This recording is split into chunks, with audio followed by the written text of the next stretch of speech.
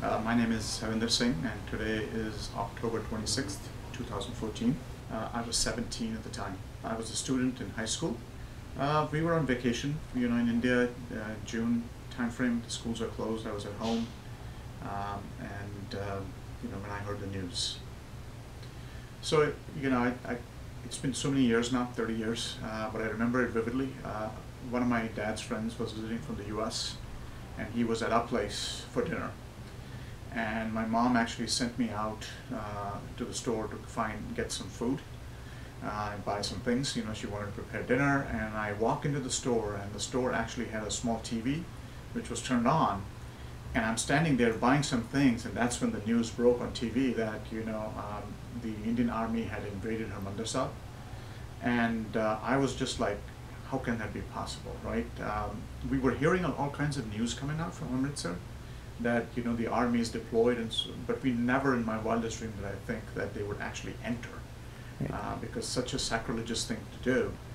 And it was probably 5 or 6 in the evening, I would say, give or take, that evening, that I heard the news, and I just didn't know how to react, right? And I came home and I told my mom and my dad, and I said, look, this is what I heard, and we instantaneously turned the news on, trying to figure out really what's going on. So it's just clear as day from that day. So I think the interesting thing in all of this is that at the time, you don't understand, and you grew up in the system, so it's very hard to kind of differentiate in what's happening. The information that you get is really coming through the media, and the media is very heavily controlled and censored. So we got very little out of it. They basically, all we heard was that they went to the temple, they are in the process of taking out, quote unquote, the terrorists, really that's what I heard. And then when things kind of progressed into second day and third day, that's when you started to get some what I would call sort of hearsay type of information, because nobody could. I mean, the Amritsar was on a lockdown mode, right? So nobody could get near the Gurdwara Sahib. So we started to hear that there's a lot of resistance there. The army's having a difficult time.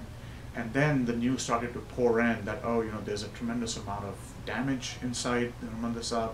There were all kinds of news about the Akal Takht being completely destroyed, news about how the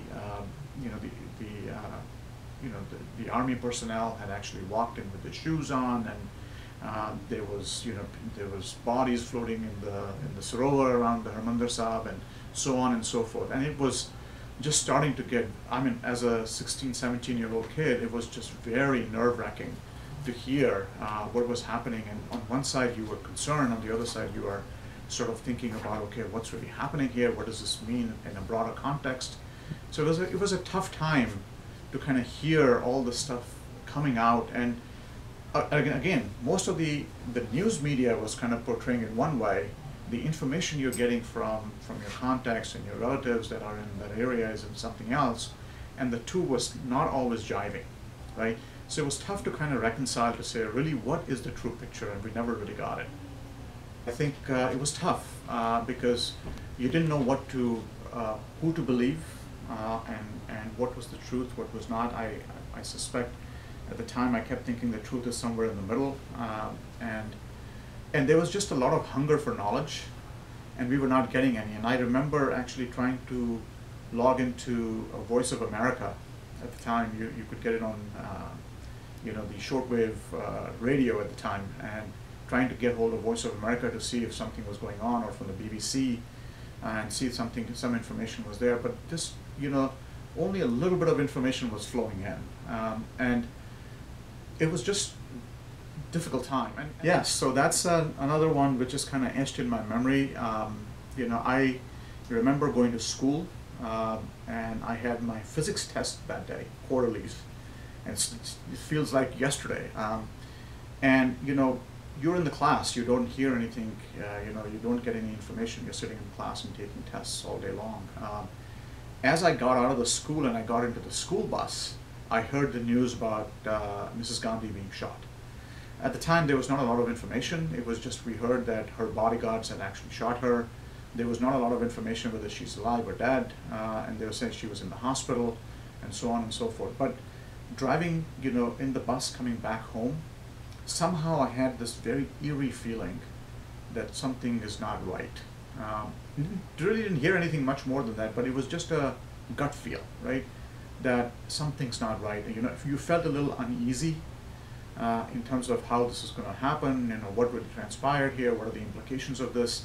And I got home, and in the evening, I heard that Harinder Singh, who was the president of India at the time, he had gone to All India Institute of Medical Sciences where Mrs. Gandhi's body was, and at that time they had already declared that she had passed away. And his car was pelted with stones by a mob, right?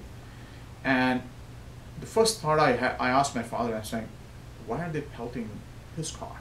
And my father, he says, you know, don't forget he's a Sikh. And that's when it kind of started to hit me that, you know what, there's something going on here. And so I remember that, you know, so well in terms of what really transpired that day, you know. And we went to bed thinking, you know, I don't know what's going to happen at this point, and so on and so forth. And that was sort of the incident of that day, specific day.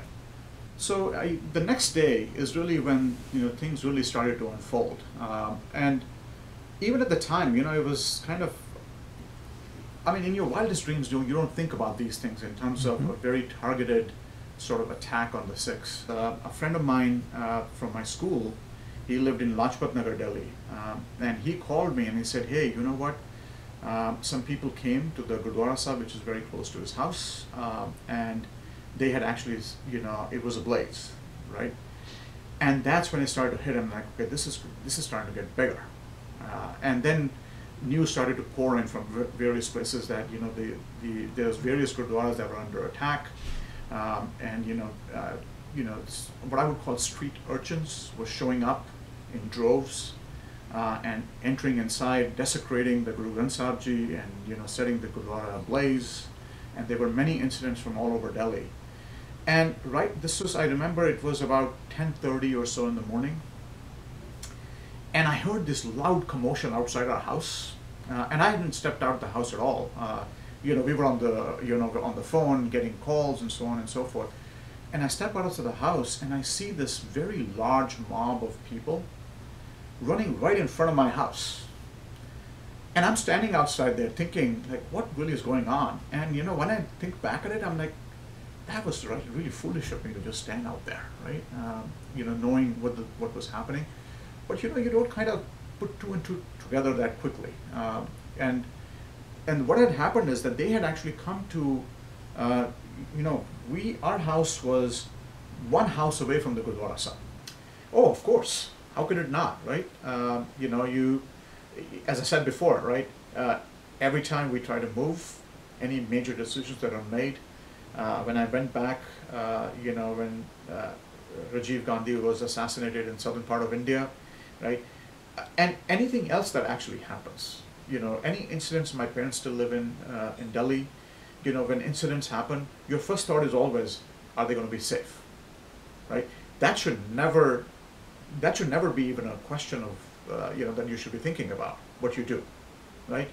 And I would say that even after coming to this country, some of the things that we want to do through education and, you know, getting out into the community and all of that, it's somewhat sort of, you know, shaped by the thoughts and experience that you've had in your past, right?